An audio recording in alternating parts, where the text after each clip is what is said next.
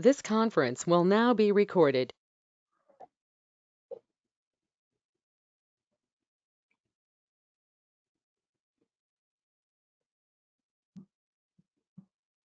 Oh, we can't hear you, Andra.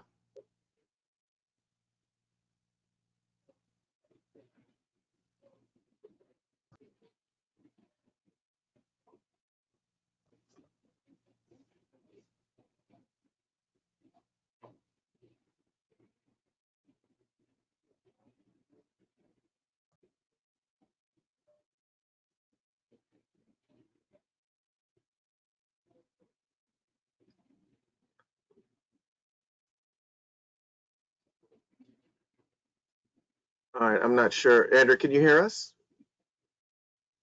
Yeah, okay, sorry. Okay, no problem. Well, welcome everyone.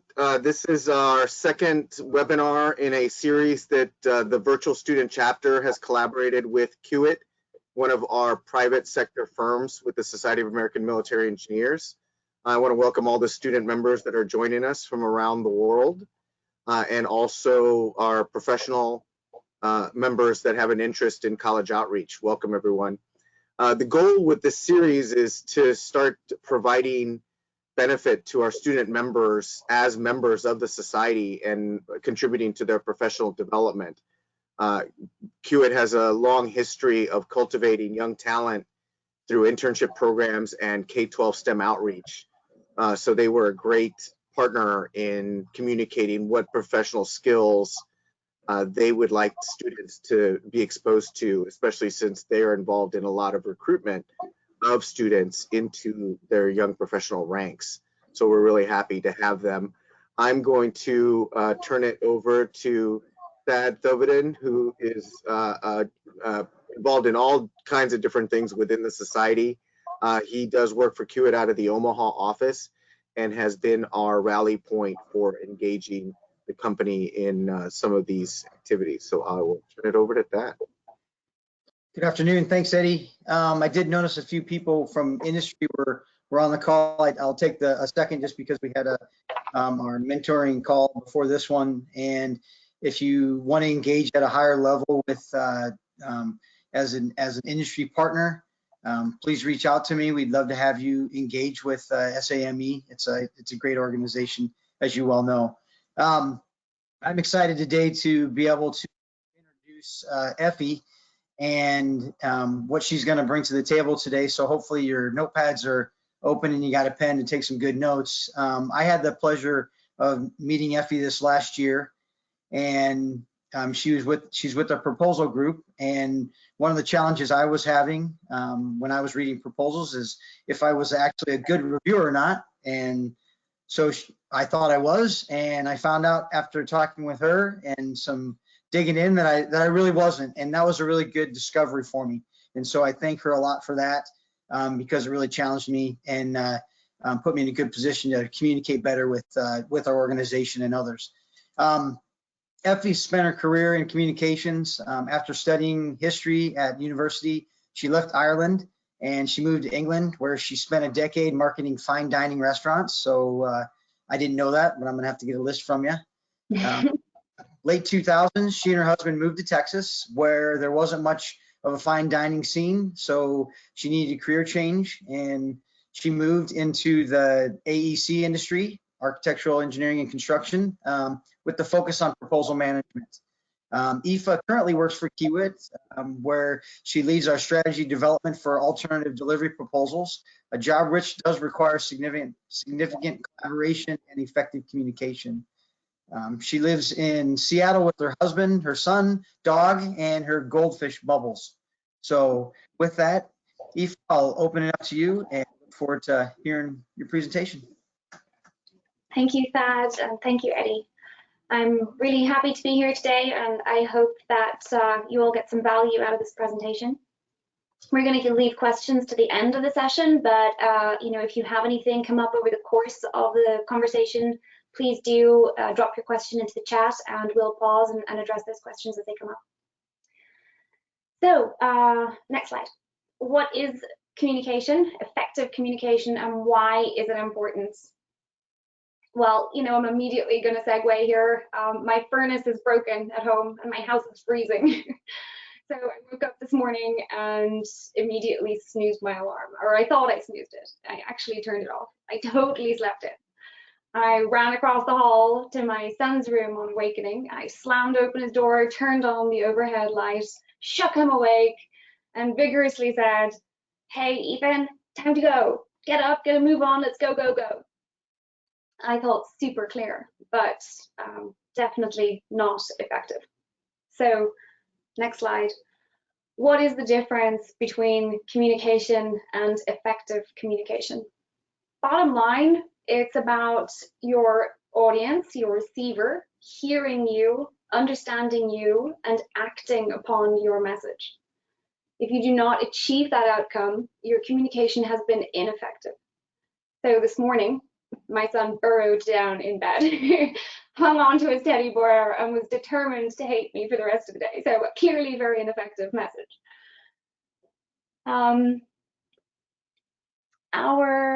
Looking at this process, this is the communication process.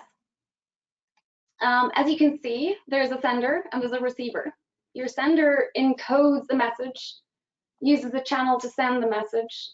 The receiver decodes the message on the far side. As you can see, it's pretty simple.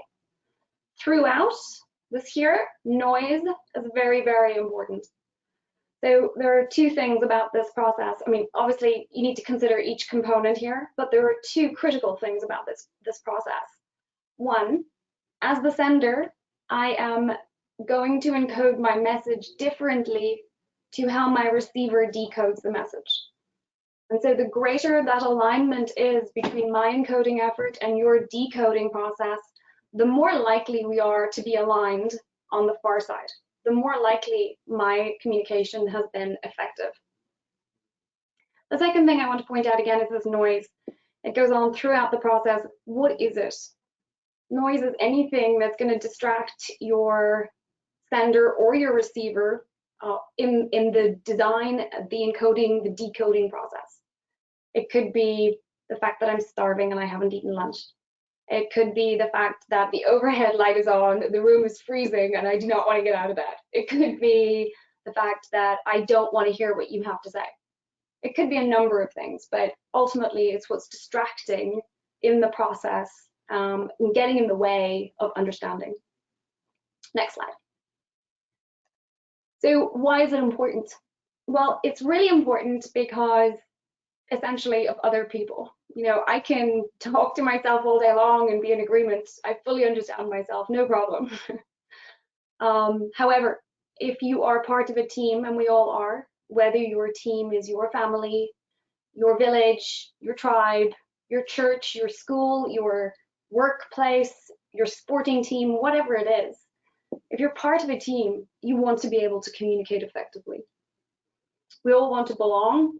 We all want to connect. We all want to engage. And effective communication is critical to our happiness in life. So whether you're a parent or a child, a producer or a creative, a leader or a follower, effective communication is critical to your success. And I would emphasize, in today's world where we're all working at crazy pace, this information age where we're multitasking and information is coming in all day long, every day, the ability to be clear, succinct, and relevant in your communication is going to set you apart. Next slide. Another reason that one might want to consider effective communication is because there are many ways to get to where you want to go, and it's often a good idea to brainstorm where you're going. As you can see here, 6 and 3 is 9, 5 and 4 is 9, 3 and 3 and 3 is 9. 3 and 3 and 3 is a lot less effective. You've got a whole additional operation. So think about it, brainstorm it with other people, and ultimately you'll get to a better place and you'll align much more quickly. Next slide. Another reason that communication is important, and these are just my reasons, this is not by any means an exhaustive list, but in my world, diversity of thought makes an idea stronger. I'm always going to look for another perspective. And bottom line, we are better together than a part. What makes this part quite tough is because, going back to Thad's comment at the start of our meeting, dialogue, conflict, criticism can be perceived as negative things, but in actual fact, if you're getting traction, you are being successful because you have conveyed an idea successfully. You've at least gotten somebody's interest and attention. And so take it, run with it, use it. It's, again, a metric of success. And by challenging your ideas with other people, you will end up with a better outcome. You know, again, like Thad was saying, I'm in proposal management. And in your typical get work effort, you're looking at anywhere between 150 and 300 people with whom we need full alignment. So we all need to be on the same page coming out of any of those sessions. And that's a really tough thing. We're all coming from different perspectives, different backgrounds, and you know, again, working with other people, we all have a different way of communicating and a different way of thinking. And it's important to use that to your advantage. Next slide. And finally, this is my last reason for effectiveness of communication. This is a quote from a marketing professor in Stanford. I came across this reading many years ago. And I'm going to read it. The rational brain is great at rationalizing what the emotional brain has already decided. This is particularly relevant to anyone working in sales, and honestly, anyone going into professional services, AEC environment. You will be expected to contribute to the success of your practice. And again, depending upon which research you read and when that research was performed, the percentages differ, but bottom line, anywhere between 80 and 95% of purchasing decisions are based on emotions. So it's an emotional decision. And again, my job is to provide the rationale, the ammunition to support the emotional decision that I want my client to make. And then hopefully my business development team have succeeded in connecting emotionally and have succeeded in that purchase decision that aligns with my objective and my messaging. Next slide. So in today's session, I'm going to talk you through my 3 guiding principles. Now, again, these are mine. This is not in any way scientific. I've been working in communications my entire career. And I think it's important to be really clear about these 3 things. Number 1, be super clear in your objective. Know what you're trying to achieve. Number 2, design your message with intention to your audience. Number 3, who you have taken the time to understand. It's pretty simple. Know what you're trying to achieve, know your audience, and design your message with intention to those 2 objectives, number 1 and 2. Now I'm going to take these out of turn in the conversation. So I'm going to go with your objective, your audience, and then your design, because that is how the process goes. You're going to know what you're trying to achieve, you're going to know who you're talking to, and you're going to consider all of those things together in the design of your communication. Next slide. So be clear in your objective.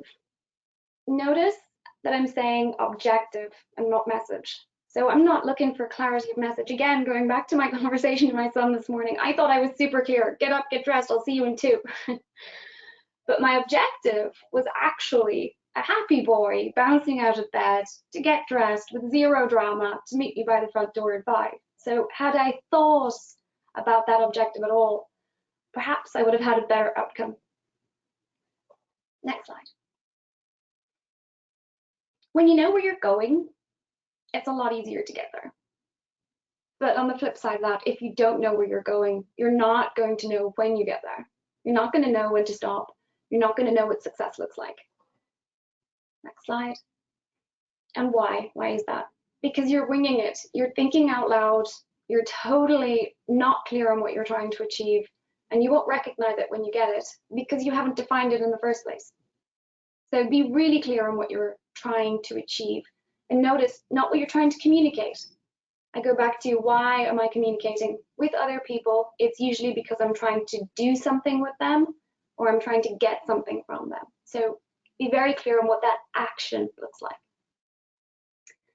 In my world of many people in every meeting, it's particularly important that I'm considering the diversity of my audience. So depending upon who's in the room and what conversation we're having, I'm going to be very clear going into each and every conversation what objective I'm trying to get from each individual in the room.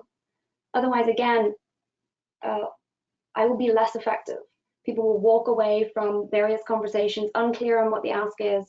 And if they're unclear in the ask, they will not get on board. They will not do what's being asked. We will not be aligned as a team. Next slide. So number 2, the second consideration, know your audience. And again, I'm taking these out of turn because you're going to know both of these things up front before you start designing your message. Know what you're saying, know what you're trying to achieve, and understand your audience. Next slide. What does it mean to say, know your audience? I guess it really comes down to considering another perspective. It's thinking again about my son. If I thought about his perspective, I would have been, okay, he's in bed, he's comfy, he's warm, he doesn't want to hear what I have to say. Let me think about how to create more alignment here. So I guess it's not about what I'm trying to say at all.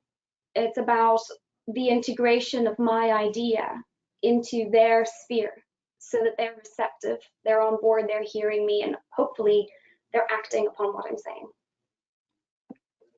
Next slide. A picture says 1,000 words. We'll get to visuals later, but here's what I mean. Obviously on the left, here's what I want to say.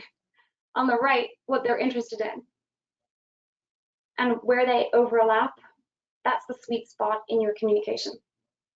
If you can figure out what's relevant to an individual, you're immediately going to remove many of the barriers to effective communication.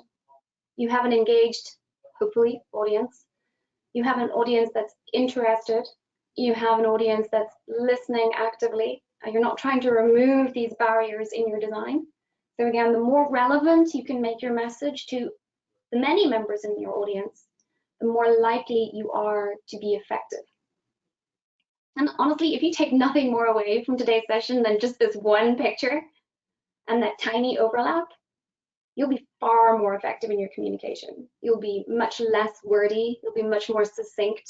And today, when we're all competing for time and resources, and there's so much being demanded of us with regard to our attention, that again, you'll be much more effective just because it's relevant to the listener, to the audience. If I can add, this is especially important in scenarios like networking events, or if you go to a national conference where you're interacting with a lot of people, you're really having to find that relevant point pretty quickly in what you're hearing from them against your background. So there is a skill in being able to, in the way I see it, go through all of your experiences as an inventory and pick the things that might help you connect with the person you're trying to talk to based on what they're talking about. So I find it's easier when you're thinking about that, accessing those past experiences to find that point of relevance in a networking environment. 100%. And that really segues into my next slide really well, Eddie. The key to success here is the question: actively listening. You can ask questions of yourself when you're thinking through communication. You can ask questions of others. You can ask the questions of your audience. But bottom line, take every opportunity to understand who you're talking to. And it might not be until you're in the actual communication. Run with it, ask questions, listen actively, and apply critical thought to what you hear. Look for every opportunity to understand whether your audience is receptive to your message, and to understand what barriers might be in existence, and look to remove them by your communication efforts.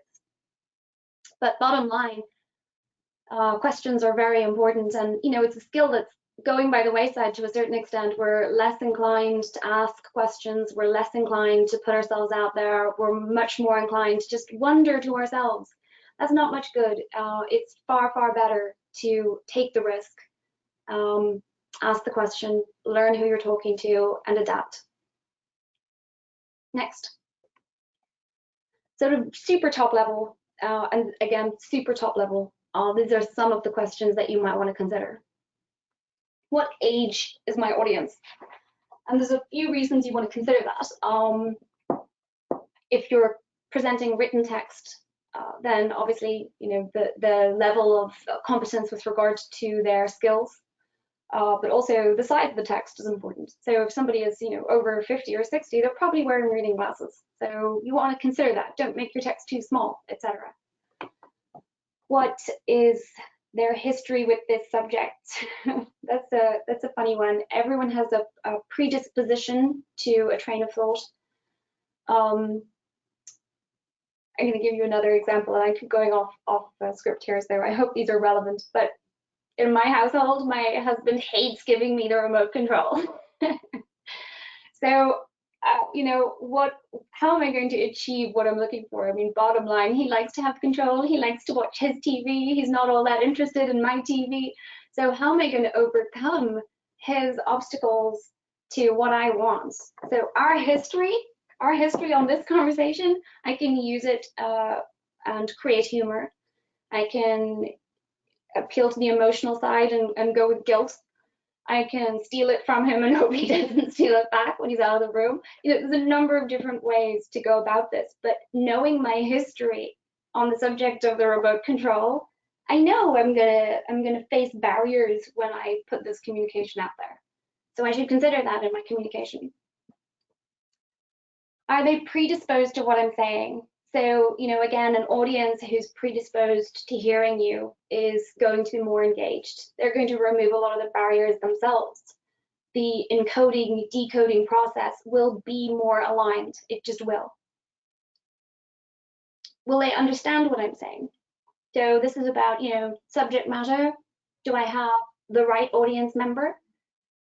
Do I need to explain it more simply? Do I need to use less complicated words or sentence structure? Will they understand what I'm saying?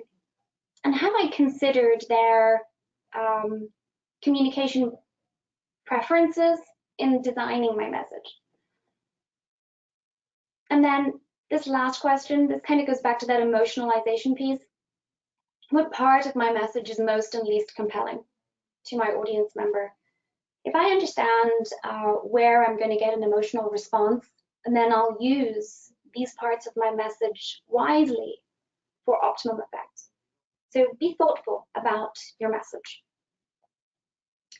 And the next slide, going back to my communication process, the big piece here is the decoding.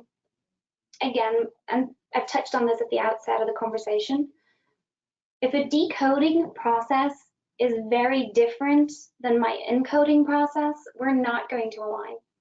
Think of it, I don't know if any of you have done any coding, but if I write something in Python and someone else writes it in R, they're comparable, but they're not the same. The syntax is different, and it's important that we, again, understand who we're talking to optimally so that the decoding is more likely to be successful. Now, of course, all of this, the predisposition to messaging and whatnot, the whole effort of communication becomes far easier when based upon trust, when based upon an existing relationship, when we are free to express an opinion without concern for how it will be received. So trust makes communication easier, but it's not essential to effective communication. I'm going to stop there for just a second and see if there are any questions before I go into designing the message. So I just want to see if there's anything. There was one. Yes, Scott Chambers. Would you be willing to repeat your question to the group, Scott, that you posted on the chat?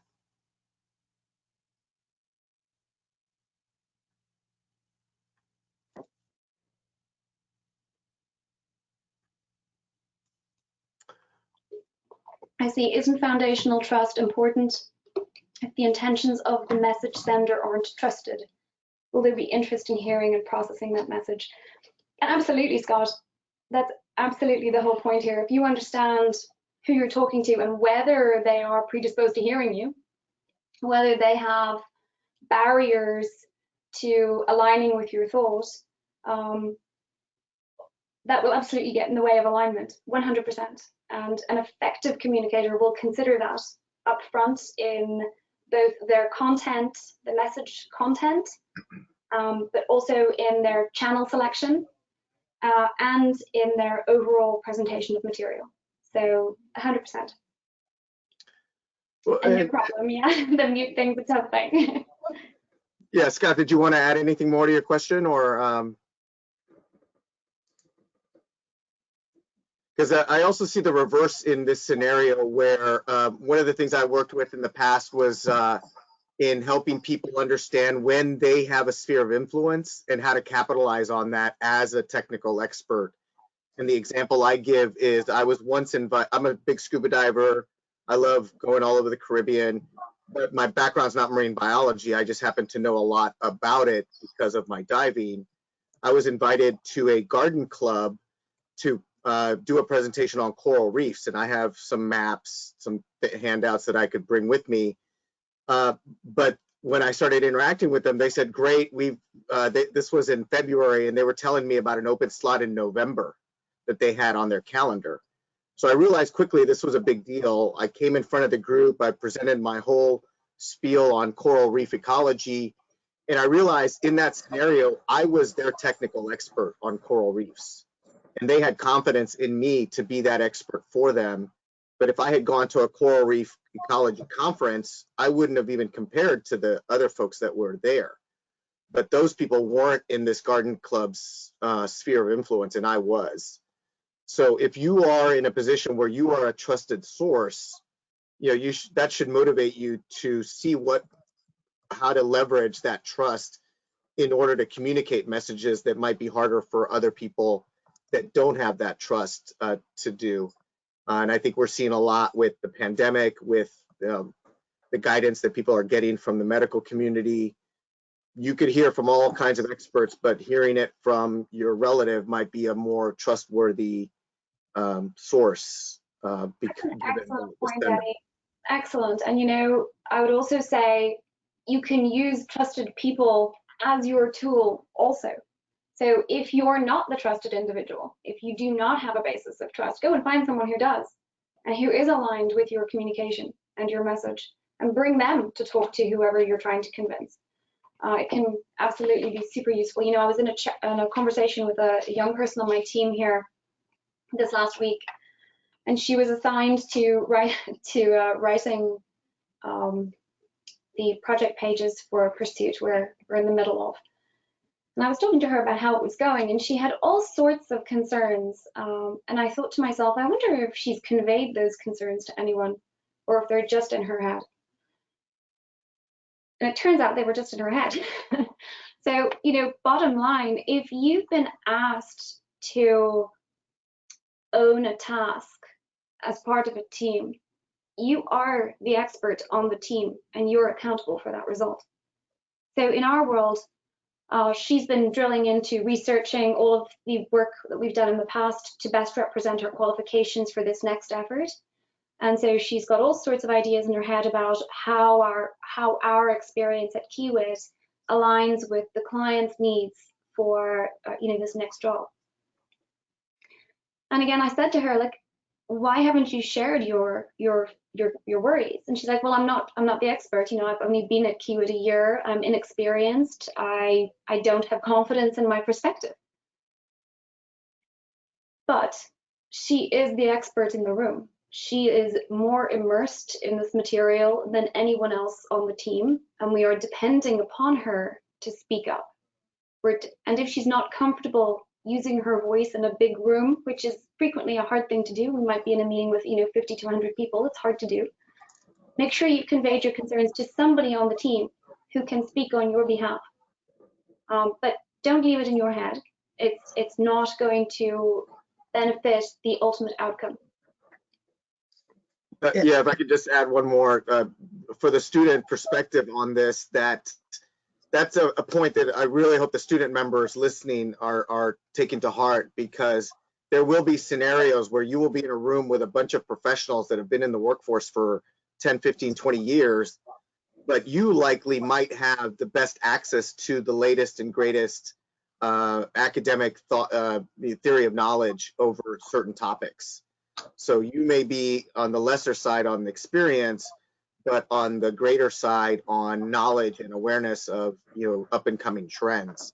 So, don't see where you are in your academic training as lesser than a professional.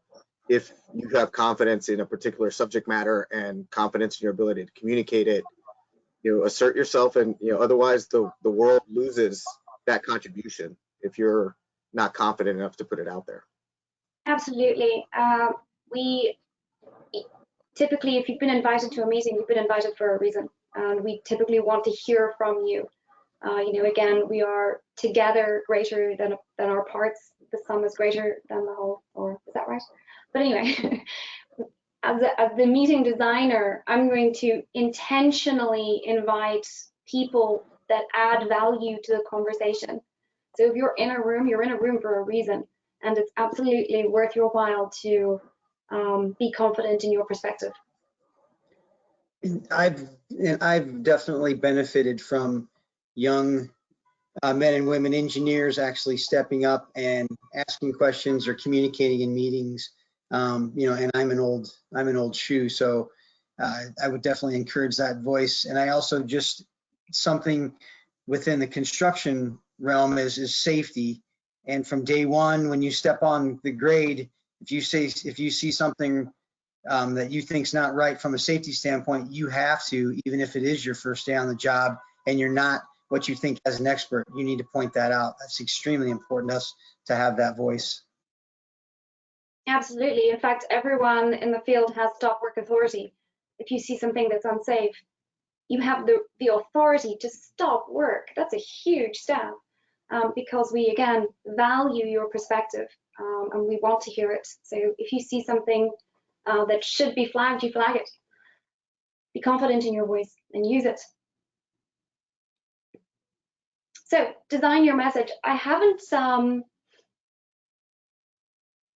I see something. Oh, it's Eddie talking in the chat. Sorry, I got distracted, Eddie. David did have something too. I didn't know if you wanted to address that. I apologize for interrupting you. No, you're good. Regards to the poor communication with kind of news now, and you don't know what to believe, and how does that instill confidence in the message?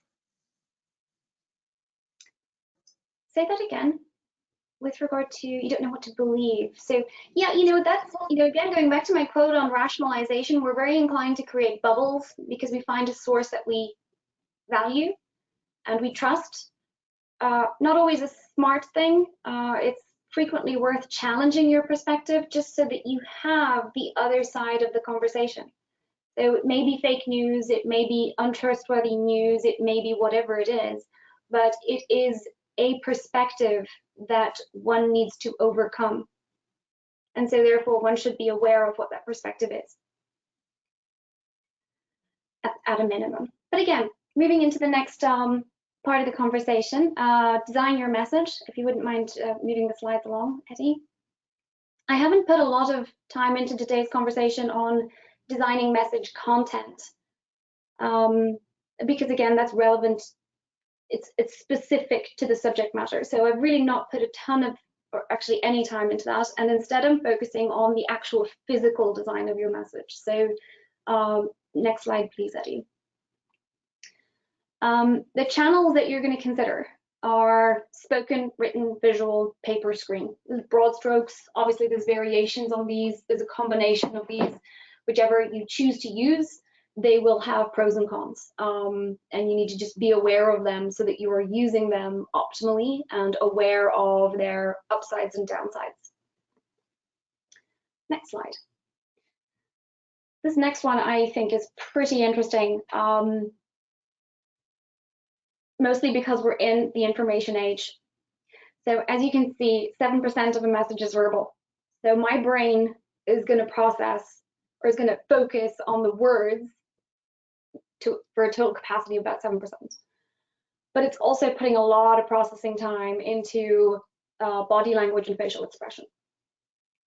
And as I say, increasingly, we're cutting those out of the process. We're using written text online, by email, on Teams, by phone, more and more. We're stripping away the voice, we're stripping away body language, but our brains are set up to consider those. And so this really benefits the written conversation. So you have to be aware that, again, our brain is set up to consider the nuance of the message from the body language of the sender. And when that nuance is removed, the clarity of your message must be crystal clear. So if you're trying to incorporate humor, make sure it's clear that it's humor. If you're trying to incorporate anger, there are ways to do these things without losing them entirely. But again, you've got to be aware of the etiquette of communicating with others in the professional environment. We're all overloaded, we're all moving at speed, and we should always be professional and respectful of one another. So, you know, all caps to convey anger or urgency is never a good idea. And an overuse of emojis is never a good idea. A super long email, no one's going to read the end of it. So think about it. But again, be aware that although the intonation, the pace, all of that is there when you're speaking in this type of environment, it's not there in written text. And so you've got to make sure that you've incorporated it clearly, put some thought into it. Could it be misconstrued? Next slide. So we're all massively overloaded, and I've alluded to this a few times in the information age. All of the tools we use online are designed to optimize our attention. And so from morning to night, bottom line, we are being asked to pay attention to many, many things around us.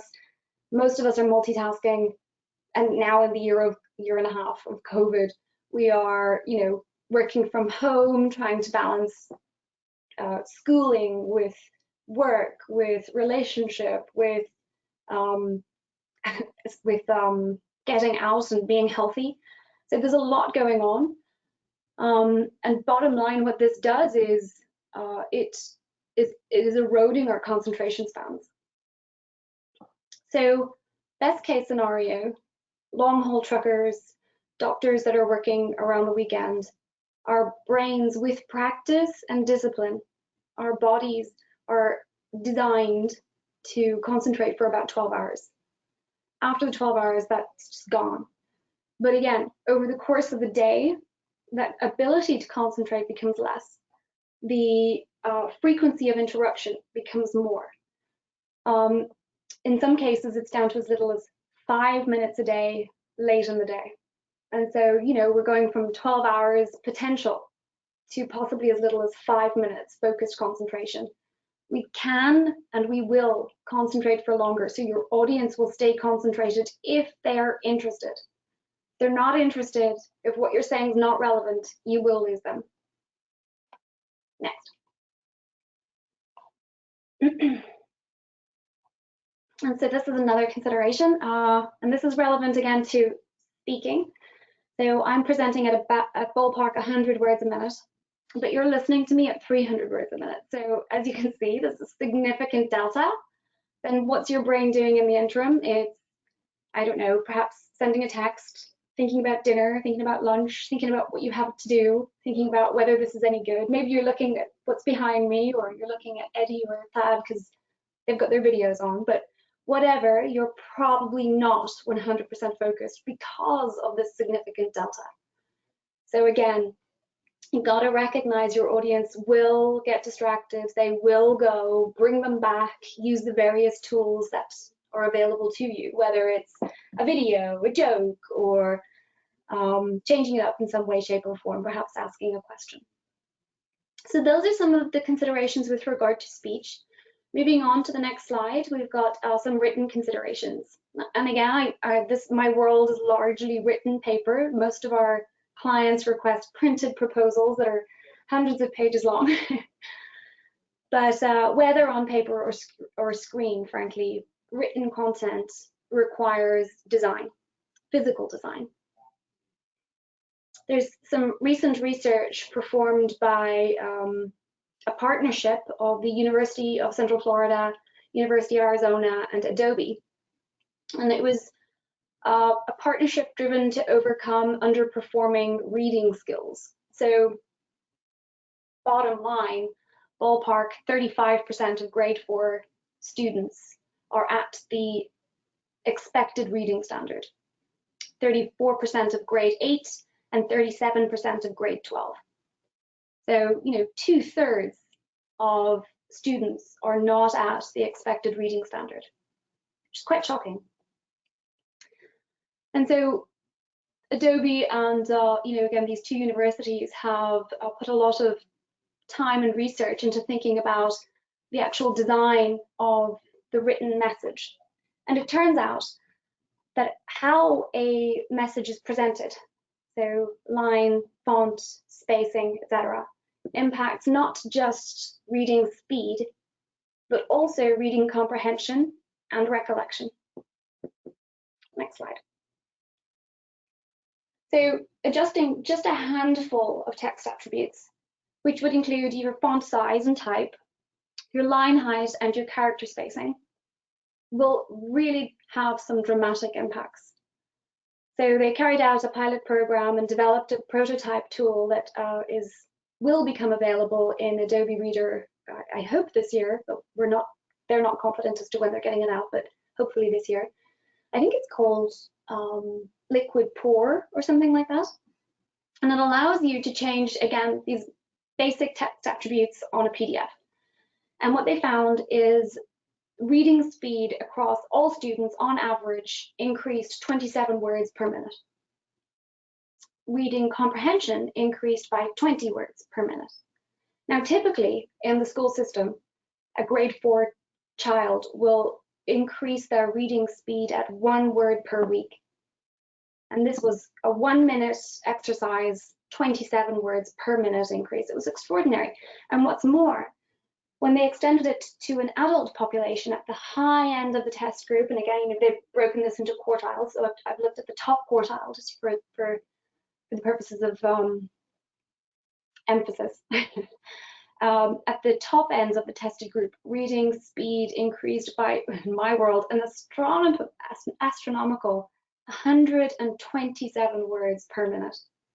Now, my world is, I do a lot of reading. If I can get an additional 127 words in a minute, I am for sure going to take that. And what's more, my clients, my audience members, need to read all of my content. So I'm going to take all of these factors into consideration to make sure that they're assimilating the information that I want them to assimilate as quickly as possible. Again, we're all overloaded in terms of time. So if I can create time for people, I absolutely should. If I can remove the barriers to comprehension and, importantly, recollection, then I absolutely should. So, you should consider font, as you can see on this screen. On the left, you've got a serif font, and on the right, a sans serif font. If your platform is a screen, you should use sans serif because your brain will read it more easily. If you're using paper, you should use serif on the left side of your screen because your brain will read it more easily. Sans serif is the one without the tail. Serif is the one with the tail. So Arial times New Roman are good examples. Arial is sans serif, times New Roman is serif. And you should balance these so that, for example, on a screen, if you're using sans serif text for your body, so the large proportion of content, then your header and subheader levels should be serif. So you offset one with the other. You never use the same type of font family throughout your document. You want to make sure your headers are differentiated. And the reason for that is because a large proportion, approximately 86% of readers, and increasingly so, are skimmers. So you want to make sure that they're skimming. And assimilating that information that's relevant and delineating between your body and your headers. So again, use sans serif to complement the serif. So that's font. Moving on to line height, if you wouldn't mind moving forward, I think 2 slides. Again, this is all about just making sure there's some space, some mental space for your reader to comprehend. There you go, thank you. And one more. This moves us on to visual considerations. So your written page is extremely important. In addition to designing your content and your message, you of course must design the physical presentation of your message for optimum assimilation, comprehension, and recollection. Moving on to visual considerations, I think the most interesting part here, and again, there's a lot of interesting information, but the most interesting part is this 4th bullet. Visual content promotes the memorization of information. After 3 days, we recall information from images or graphics 5 or 6 times better. It's huge. But also, bullet 2, it assimilates information much more quickly. So if you're trying to communicate something that's complicated, if you're trying to convey a sequence or a process, complement it with a graphic and you will be far more effective. Next. Not all space is created equal on a page or on a screen for that matter. So based upon eye scanning research, we know that we look at the top. Well, we know that basically the eye follows an F pattern. So the top of your page from left to right, the left side of your page, and in the middle, ballpark to the middle of the page. So like an F. That's what your brain will look at. And so that's where you should put your most meaningful, most compelling statements. The most relevant information on your page should be there. Having said that, by introducing a visual of any sort, you're forcing high-value real estate onto a page. So, and you should put that in the less valuable parts of your page. So again, your brain's already going to look at the F shape. Make sure you're using the right or the bottom right of your page for graphics, and you're turning what is low-value real estate into high-value real estate. An image by itself is not sufficient. You must caption it because you do not want your audience to conclude out of alignment with your message. Make sure you are drawing a conclusion and make sure, again, a caption is always going to be read. It should always be a strong added value statement, always. Next. And I'm approaching the end here. This is with regard to screen-based reading compared to printed matter. And again, I think this is worth reading, so I'm going to do so. Screen-based reading behavior is characterized by more time spent on browsing and scanning, keyword spotting, one-time reading, non-linear reading, i.e. jumping around the page, and reading more selectively, while less time is spent on in-depth reading and concentrated reading. Decreasing sustained attention is also noted. So what you should conclude from this is, if your document, if your message is on a screen and a large proportion of our communication is moving to screens, your audience is going to skim. Keep it short, keep it succinct, keep it relevant. Do not make it long, do not make it hard work. Make sure there's lots of room and space around your message so that they can assimilate it easily. So again, these are factors to consider, physical parameters to consider in designing your message. It is, next slide, it is no easy thing. And to avoid it occurring, well, actually, I'm going to read you a quote. This is my last slide. This is a quote from an Irish playwright called George Bernard Shaw. And he said, the single biggest problem with communication is the illusion that it has taken place, which I think is so relevant.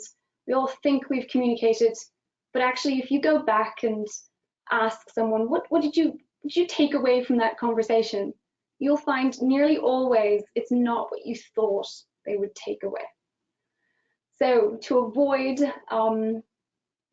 ineffective communication, and to ensure that your message was received, understood, and hopefully motivated your audience to act. I would remind you of my 3 guiding principles. Know what you want to achieve, be really clear in your objective, design your message with intention, and know your audience. I hope that the session was valuable. Does anyone have any questions beyond what we already threw out? Yeah, feel free to unmic your mic and come on camera if you're comfortable, or drop questions into the chat box. The one thing I'll highlight before we tee that off is for the student members especially, the content that Aoife put together is great content as far as the mechanics of communication. But the other piece that I wanted you to get from this session is just your exposure to this content as an anecdote, so that when you're interviewing or you're networking and a question about communication comes up, this is a story you can pull out of your back pocket. You were at a training, you heard, X, Y, and Z about the, effective communication, and it creates that point of relevancy. So you don't, it's not as important to absorb everything, but more to put yourself in a position of having been exposed to this and know how to engage tidbits of it when it becomes a point of relevancy between you and an audience. So think about that. And if you're ever, or when you're in an interview, not if you're in an interview, but when you're in an interview, use questions. They're a very, very powerful tool. Honestly, a smart question is going to go a long way for me as an employer. Somebody who's applying critical thought to what I'm saying means you're thinking about what I'm saying. It means that you've really thought about whether you fit, you've thought about whether it is the right culture for you, etc. I mean, just again, the more you engage, the more the easier it is to dialogue, and communication is a huge part of the hiring process. If I can't communicate effectively with my team, it's a challenge for me. So it's nearly my first and foremost factor in terms of hiring. It looks like we do have a question from Andra, the chair of the virtual student chapter. Do you have any recommendations for books or articles to read about effective communication and how to improve? I do have a couple of books. So why don't I pull that list together and send it to Eddie and he'll distribute it? Does that sound okay? Sure. Or I'll send it to you, Andra. Well, let me know who to send it to, and and you can distribute it from there. Yes, I'll just actually, if you send me the list, I'll add it as a final slide of resources to the deck, and that way it'll post when I post the slides. Eddie, there's a good recommendation by Colonel Kelly this morning on his talk. His book was called Leading with Questions. Oh, Had that one on there. He was a phenomenal speaker, but that was a book he really enjoyed to put out there.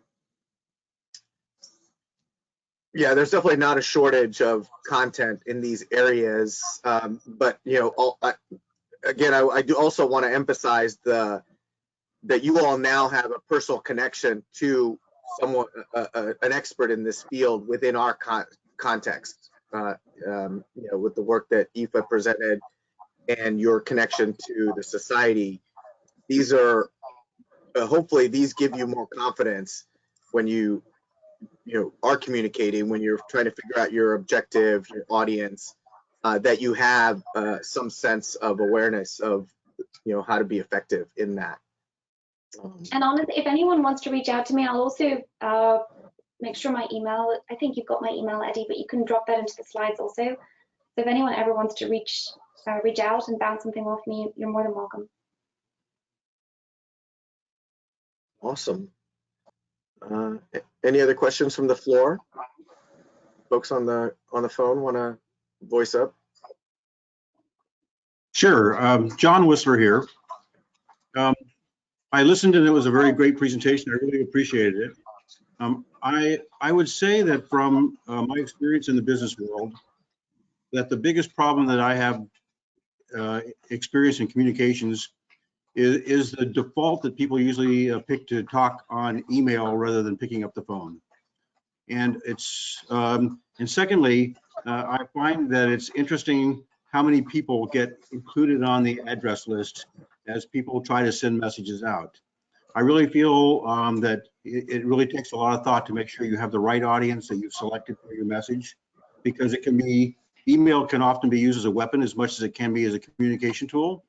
And the more names on there, the more I'm starting to think that it's a weapon whenever I see an email message. And so be selective about what it is you're trying to communicate. And if it's a difficult topic, I would suggest opting for verbal communication rather than using email, which oftentimes gets so misconstrued. John, that's an excellent point. And a few things about it. My email inbox is out of control. Do not assume other people's inboxes are nice and clean and organized like yours might be. So, mine is easy 150 to 200 emails a day. The likelihood I'm reading them all with the appropriate attention is 0. With regard to distribution lists and subject line, for that matter, if your subject matter is complicated, pick up the phone and put out a summary email as a conclusion if you still want to put something in writing. But have the harder conversation, especially if it requires a back and forth. A back and forth dialogue is not appropriate by email. It's very ineffective, it's inefficient, and it's loaded with risk. And as John indicated, many people are going to be much less inclined to dialogue openly with you in writing if they feel that they're leaving an audit trail, as it were. You're going to have a much more open and honest conversation by phone or in person, even better. Not always easy. And again, in today's information age where we're becoming more and more educated to communicate by text, Teams, etc., be smart about that. It's not always the wisest choice. And in fact, I would say you're going to be far more effective if you start with an in-person dialogue and then conclude with a written summary or a list of actions, even better. And on subject lines as well, if you're going to, you could talk about email all day long, but if you're going to, if there's a long series of emails on the same subject line, it's frequently a good idea to change the subject line if the conversation has changed. So, I might have 30 emails all with the same subject line, but in actual fact, there's 10 different subjects. So don't hesitate to change a subject line if it benefits the indexing effort. All right, we'll hold the floor for one more question. Otherwise, we are about to get to the top of the hour, and I just have a couple of announcements I want to close with. Do we have one more question?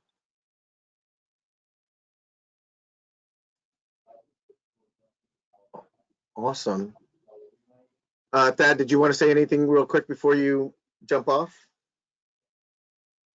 No, just the reminder that March 16th is the next installment on resume writing and interviewing skills. So if you can attend that, great. It will be recorded.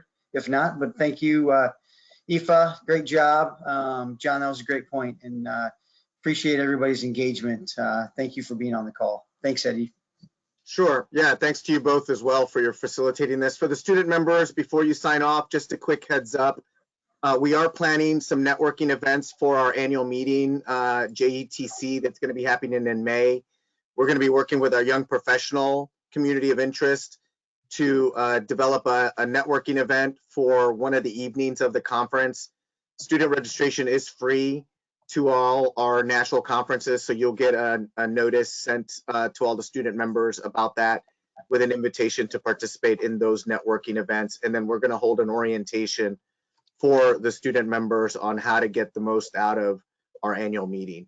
So be on the lookout for that. And then as Thad mentioned, we've got a webinar in March, and hopefully we'll have a couple more lined up after that. So thanks to everyone. Andrea, are you back online? Did you want to close with any closing remarks?